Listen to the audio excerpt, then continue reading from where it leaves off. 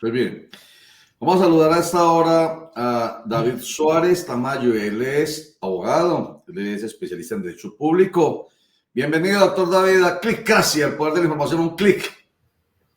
Buenos días para Roger, para Oscar y para Javier y para todos los seguidores de tu programa Click. Clickcracy.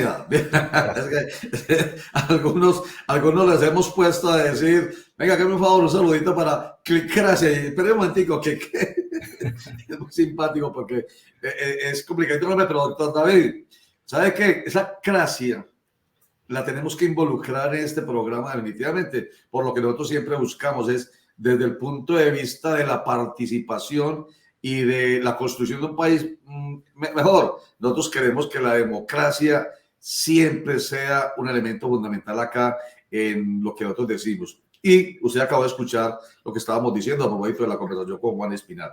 Bueno, oiga, ¿usted cree que fue política, obviamente política o no política, desde su punto de vista, la marcha? Porque Juan Espinal nos dice, no, esto no fue una marcha política, pero por ejemplo nuestro colega Javier Arboleda insiste, ¿cómo no va a ser una marcha política? ¿Usted qué piensa?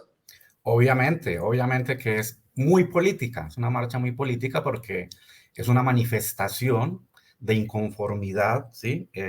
Frente a un gobierno, frente a un presidente, frente a unas políticas, frente a unas reformas legislativas.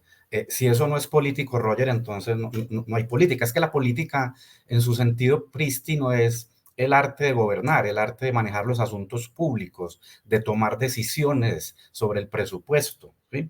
Sobre el gasto público, sobre las comunidades. Indudablemente ayer, a pesar de que mucha gente marchó por razones distintas, algunos habrán marchado por defensa de la salud, otros en contra de la reforma pensional, otros directamente contra la persona de Petro o su gobierno, y otras que no sabían por qué estaban marchando. A lo mejor creyeron que estaban marchando contra el desempleo o en contra de la paz total, pero sea cual sea la causal, indudablemente el objetivo y la mayoría de la gente que marchó ayer era con un contenido eminentemente político. Porque vale la pena, doctor, usted lo ha dicho entre líneas, pero ustedes los expertos están aquí para que nos ayuden a entender y nos ayuden a ayudar a entender, porque lo político, ya lo vuelvo y digo, usted ya lo dio, pero déjelo expreso, no es lo proselitista, no es lo electoral, no es levantar una bandera de un partido o de otro partido, no, es eso de, lo dijo ahorita, estoy inconforme con un gobierno. Entonces, que la gente entienda, por favor, vuelvo y digo, entienda ese concepto de que ojalá siga siendo política en ese sentido.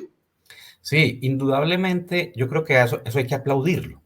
Mientras no haya violencia, mientras no haya agresiones, mientras no haya daño a la propiedad, mientras no haya amenazas, como ya lo plantearon algunos, pues a raíz de la figura del ataúd, es bienvenido todo tipo de protesta, de inconformidad.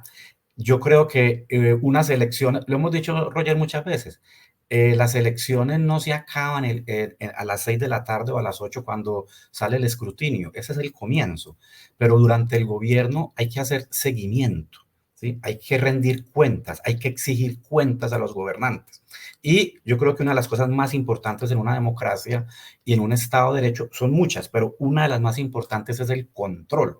Y no solamente el control político del Congreso, el control de las altas cortes, que afortunadamente está funcionando en Colombia muy bien durante este gobierno, sino el control ciudadano, además porque es una norma constitucional, Roger, ¿sí? La veeduría ciudadana, el control social que hacen los ciudadanos frente a los gobiernos es fundamental en una democracia.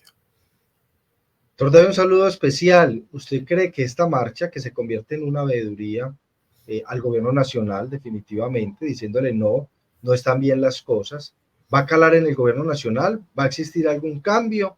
O como lo decían varios expertos, esa arrogancia y esa prepotencia del presidente no le va a permitir hacer un cambio radical, aunque vemos ya algunos de sus funcionarios cambiando el discurso, como Laura Sarabia diciendo, sí señores, pues tendremos que reflexionar y tendremos que analizar qué es lo que está pasando. Oscar Mario, yo en ese tema soy bastante pesimista, sí, bastante pesimista. Yo creo que le están dando demasiada relevancia a lo de Sarabia. Y si bien cierto es importante que una persona como Sarabia, que está al lado del presidente, manifieste y reconozca. Yo no creo que ella haya dicho vamos a cambiar, vamos a reformar, no. Ella dijo es una buena manifestación, hay que escuchar, hay que reflexionar.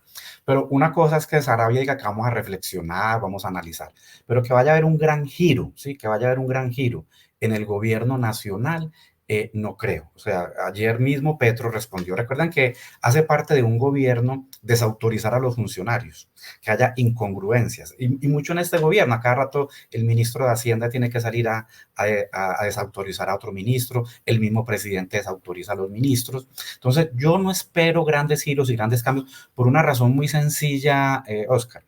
Ayer salieron, póngale usted pues 1,5 millones. No vamos a entrar en discutir cifras, pero pongámosle 1,5 millones pues para que no queden bravos los optimistas, o 1.900.000. Más de 600.000 ya es mucha gente. Pero es que recordemos, Oscar, que es que a Petro lo eligieron 11 millones. Y la gente votó por el programa de Petro. Y Petro prometió cambiar la salud, las pensiones, la reforma laboral. Entonces, hay gente que dice, sí, pero es que a Petro ya solo lo apoya el 50, hay muchos arrepentidos. Sí, así haya arrepentidos, Petro todavía puede estar teniendo el apoyo de 4, 5, 6 millones de colombianos. Entonces, él tampoco puede defraudar. Y ojo, yo no soy petrista, no es que esté defendiendo que Petro no cambie, sino que estoy haciendo la lectura del voto, ¿no es cierto? El voto compromete. Y Petro ofreció unos programas, ofreció unos cambios. Entonces, él no puede ahora traicionar a las personas que votaron por él. Uno hubiera esperado al menos, Oscar, que hubiera un cambio de giro, al menos en el discurso, en el tonito, como decimos los antioqueños, en el volumen. Al menos uno hubiera podido haber esperado eso. Con el trino de Petro anoche parece que ni siquiera eso vamos a lograr. Pero yo no creo sinceramente, Oscar, que por la marcha de ayer el gobierno vaya a hacer giros extraordinarios. Puede que haya ajustes, puede que convoque a algunos sectores del Congreso, o que el Petro vuelva a decir lo que dijo hace unos meses, es necesario un acuerdo nacional, que yo pues tampoco creo mucho en esas frases de los acuerdos o pactos nacionales. David, cordial saludo.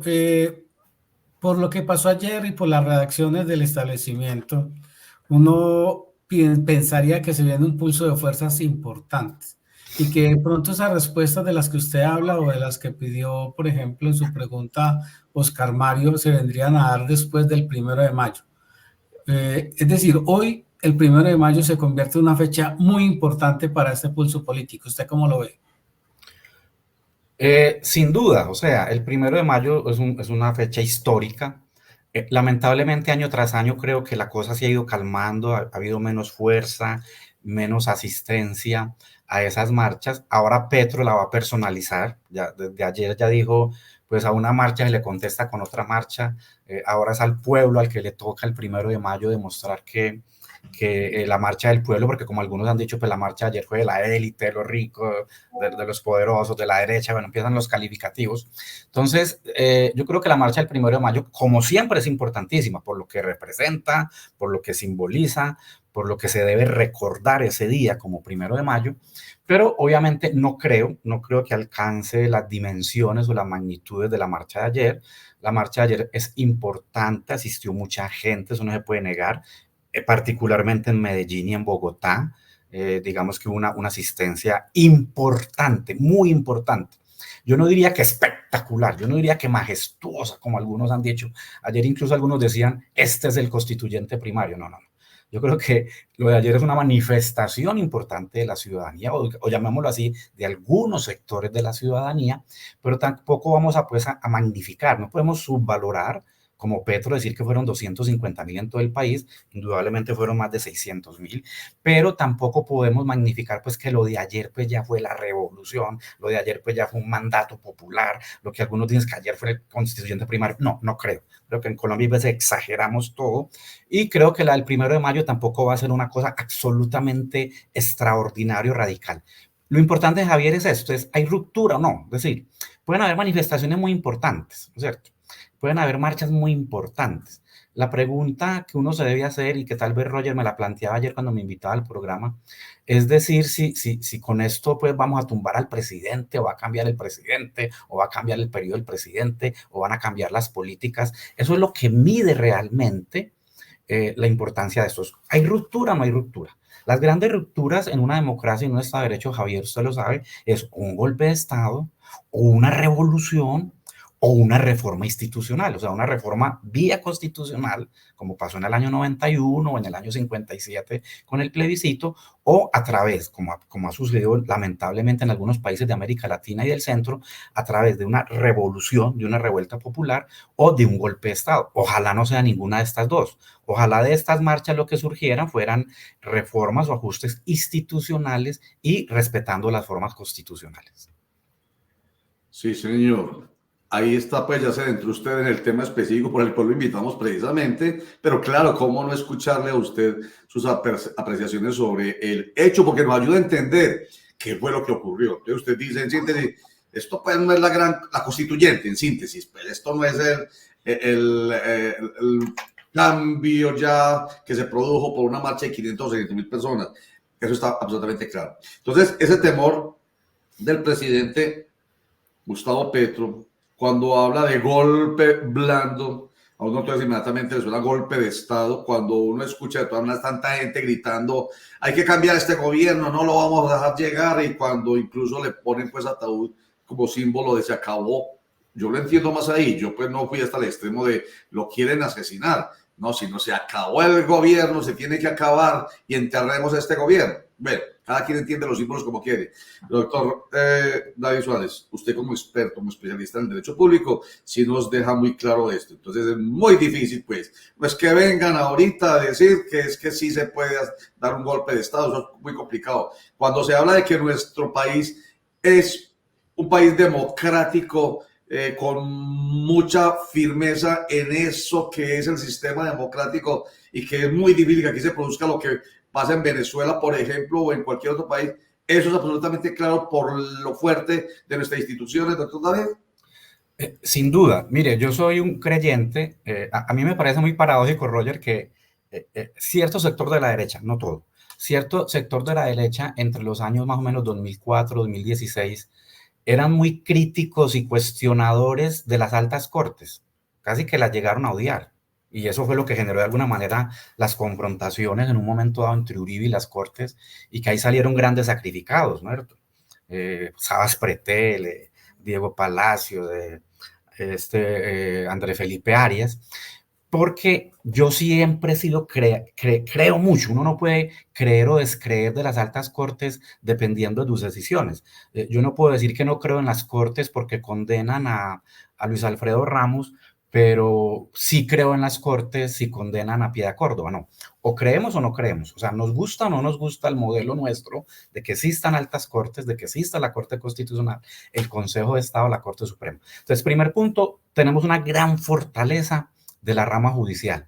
Así muchas personas desacrediten a las cortes, a los jueces, así muchos digan que nuestra justicia no funciona, yo siempre he discrepado de eso, ¿no es cierto? Obvio, hay al año, Roger, los medios de comunicación muestran, y lo deben de hacer, 100, 200, 300 casos escandalosos en la justicia, pero no se dan cuenta que el Consejo de Estado al año dicta más de 2.000 sentencias, y la Corte Suprema más de 2.000 sentencias, y la Corte Constitucional 900 sentencias.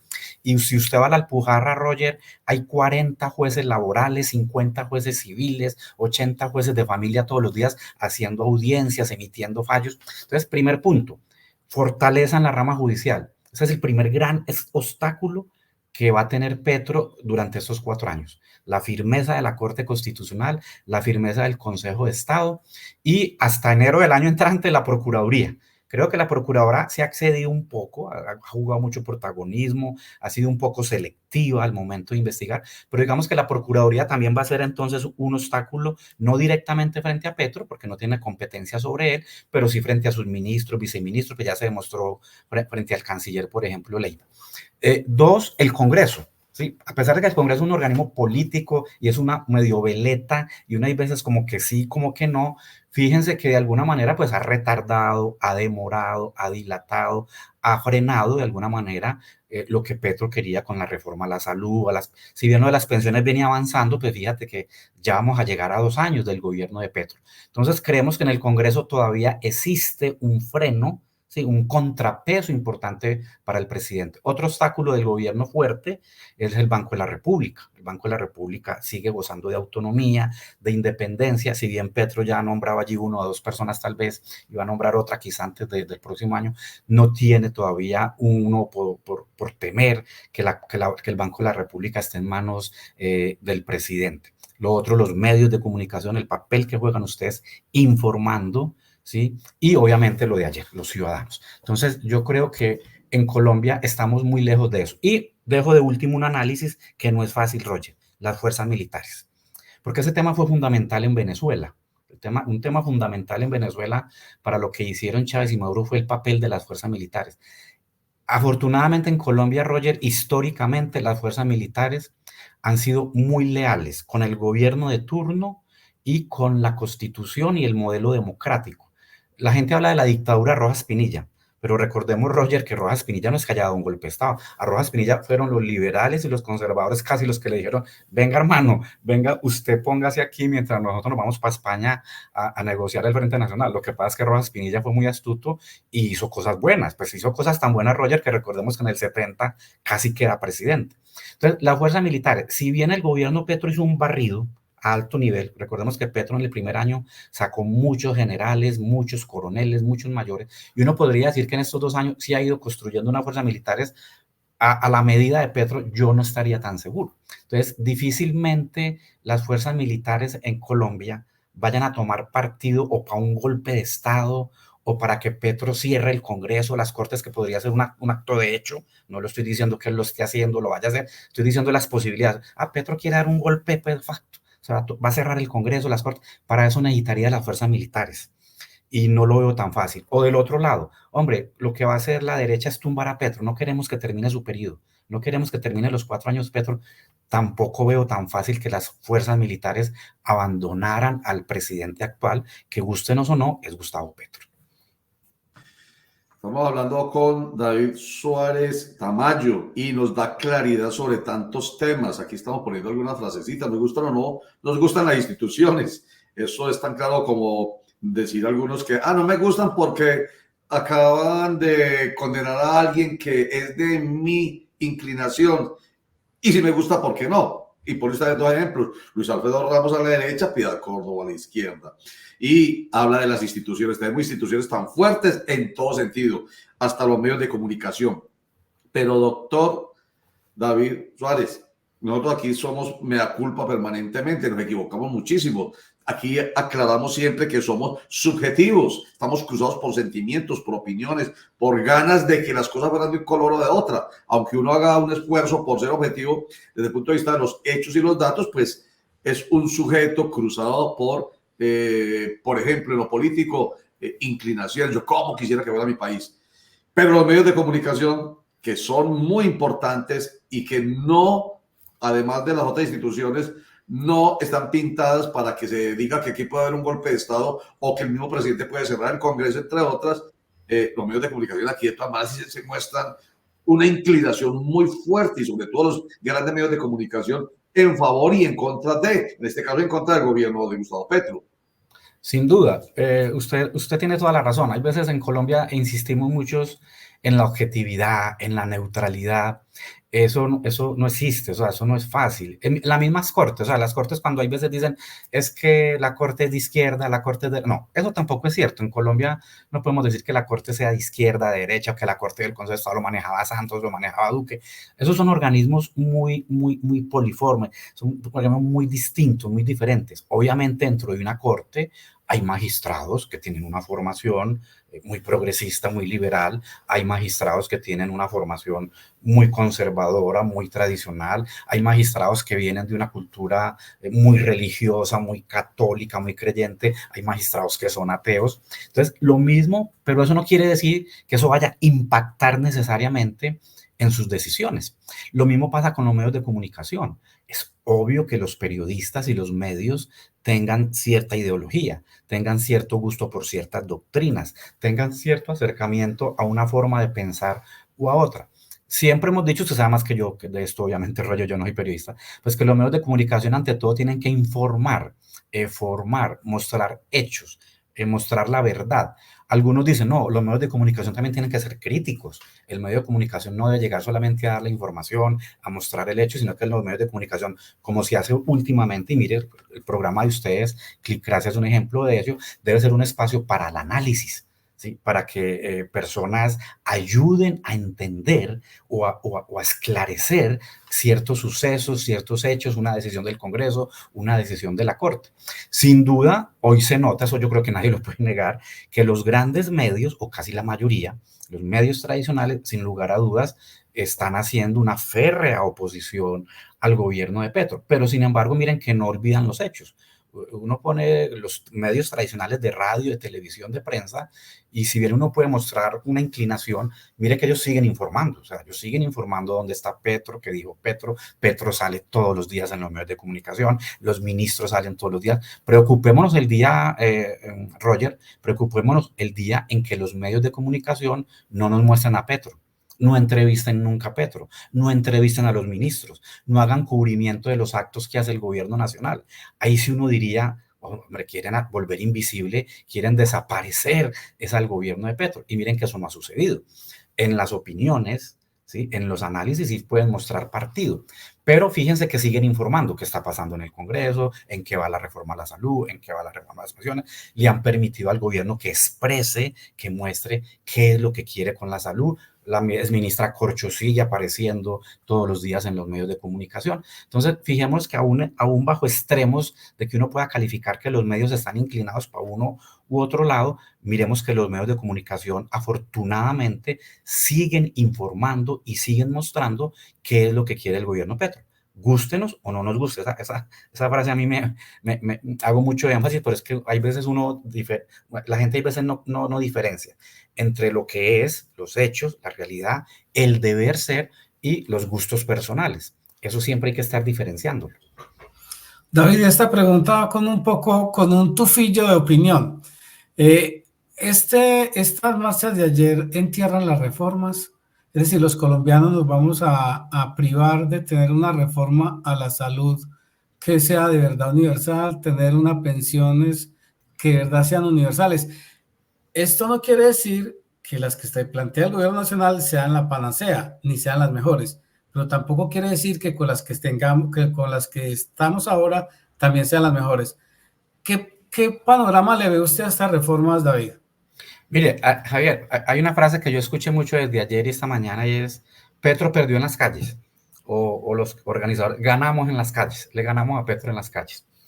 Esa frase es muy complicada, esa frase es muy soberbia, muy sobradora, porque pase lo que pase en las calles, y repito, afortunadamente, mientras no sea una revuelta popular, mientras no sea una cosa violenta y armada, no, hay que ganar es en el Congreso, hay que ganar es en las Cortes, hay que ganar es en las urnas en el año 26, ¿no es cierto?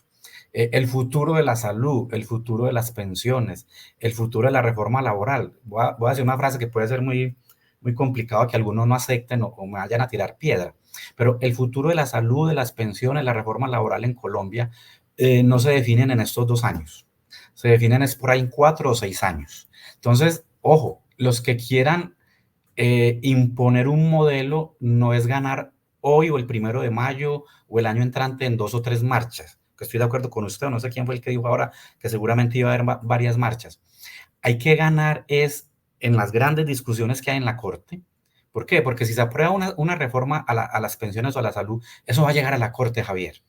Y recuerden que el Congreso comete muchos errores, incluso de trámite, de procedimiento, de votaciones, de publicaciones. Entonces, la reforma a las pensiones no es la que va a salir, supongamos que se apruebe, que es la que más adelante va. Solo le faltan pues ya supuestamente 2 debates en Cámara. Esa va a tener muchas demandas en la Corte y solo en 10 o 1 año vamos a saber la Corte qué dice de esas reformas. Y luego viene la implementación o la salud. Así se aprobara una reforma a la salud, su implementación puede demorar 3, 4 años y depende también de la Corte.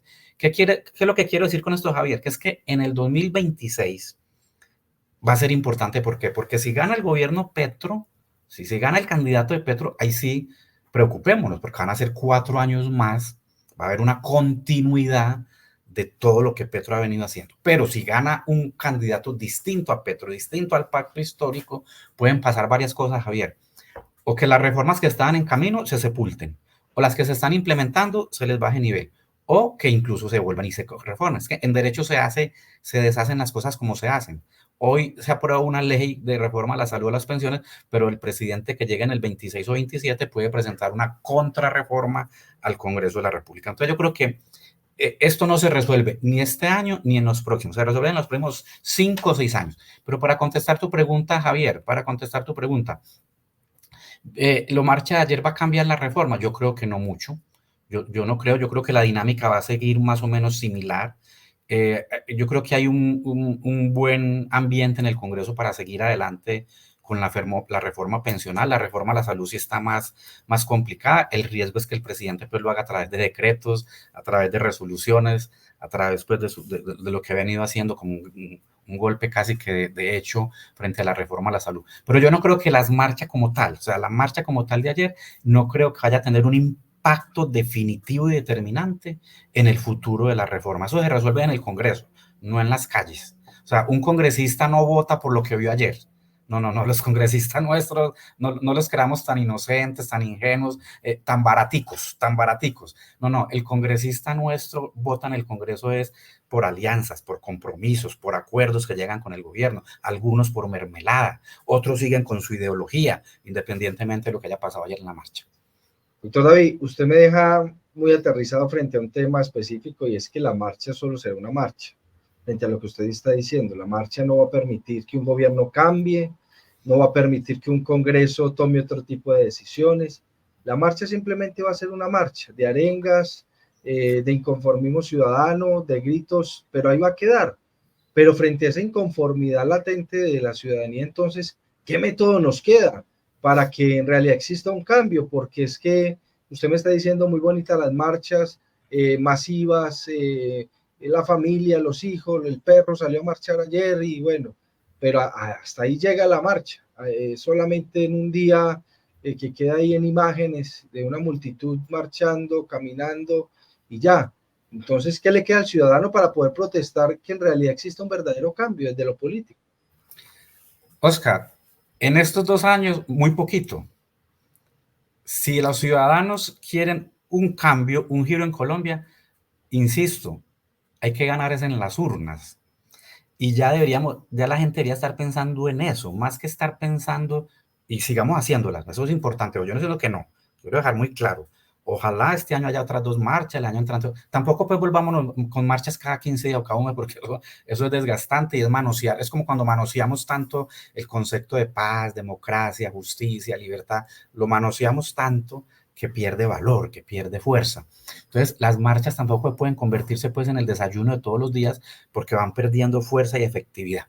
Entonces, yo no quiero decir que, Oscar, que las marchas no sirvan para nada, no. Las marchas son importantes, es una expresión popular, es una expresión de la inconformidad, va mostrando, va midiendo como más o menos qué está pensando ciertos sectores de la sociedad, pero yo quiero ser insistente.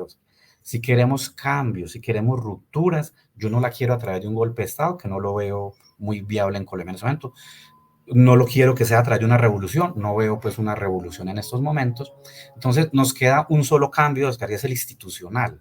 Sí, es el de las formas constitucionales y legales, que se hacen a través de un referendo, de una asamblea constituyente, que no la veo ya que alcance de aquí a agosto del 2026. Muy difícil hacer ya una constituyente en el resto que queda, pero lo importante es ganar en las urnas.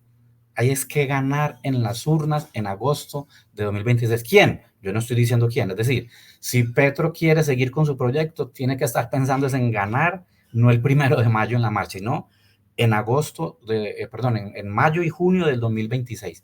Y si la oposición de hoy quiere cambiar, romper con lo que Petro está haciendo, tienen que ganar en las urnas en mayo y junio. Y mientras tanto, Oscar, hay que ganar ¿dónde? Hay que tratar de ganar en el Congreso de la República todavía se pueden ganar o perder muchas cosas, y en las Cortes, vuelvo a insistir, en las Cortes, es que todo lo que apruebe el Congreso, todo lo que decida el presidente por decreto, mire, recordemos, por ejemplo, se intervino Sanitas, ya hay denuncias penales, hay demandas contra los actos, entonces hay que ganar en la fiscalía, hay que ganar ese proceso en el juez penal y hay que ganar en el Consejo de Estado para lograr que el Consejo de Estado tumbe o no la intervención en Sanitas. No es tan fácil y hay una expresión que no hemos utilizado o yo no la he escuchado hoy, que utilizamos aquí permanentemente, es lo de los pesos y contrapesos, lo de la separación de poderes, que lo acaba usted de plantear aquí en síntesis en este último comentario. Hombre, no es tan fácil. No hay que ser, por un lado, soberbios, dice usted. ¿Le ganamos a Petro en las calles? No necesariamente, porque hay que ganar es en las urnas. Y lo que pase tiene que estar aprobado, lo que se decida mejor, tiene que estar aprobado no por los diferentes poderes, ramas del poder que tenemos. El legislativo verá, y hay otro comentario que usted hace al respecto, dice, los congresistas no son inocentes, ni son baraticos. Expresión maravillosa suya, que además, pues, a algunos les puede doler, pero, hombre, verdades son esas. No votan por lo que vieron ayer, votan por ideología, votan por política o por incluso burocracia, está clarísimo. ¿Por qué? Porque los congresistas no son baraticos. Entonces, el legislativo está ahí, entonces el ejecutivo puede hacer y pensar y desear lo que quiera Gustavo Petro, pero ahí está el poder, esa otra rama del poder público que es el legislativo, y si no, ahí está la otra que es la del judicial, que tiene que revisar lo que si de pronto se aprueba aquí, no le gustó a uno u otro sector del país. Muy bien, los congresistas no son inocentes y baraticos, me gustó la expresión, no votan, me dice, pero non santos, eso había sido un lapsus, doctor David, non santos, que es un latinazgo para hablar de algunos comportamientos que no son dentro de la Constitución y la ley. No votan por lo que vieron ayer, votan por ideología o por burocracia. No seamos tan ingenuos. David Suárez, especialista, abogado especialista en derecho público, que nos deja mucha claridad y yo creo que mucha tranquilidad a todos, a los de un lado y a los del otro lado. Qué bueno que ya está con nosotros, doctor David. No, Roger, Oscar y Javier, un placer para mí estar con ustedes y con todos sus televidentes y seguidores. Y le agradecemos mucho que nos ayude a ayudar a entender. Usted lo dijo ahorita, hacemos un esfuerzo por informar. También opinamos, por supuesto, pero con argumentos. Pero queremos es hacer análisis, interpretación y orientación para ayudar a entender. Muchísimas gracias nuevamente, David Suárez Tamayo. A ustedes un feliz día para todos. Muy bien.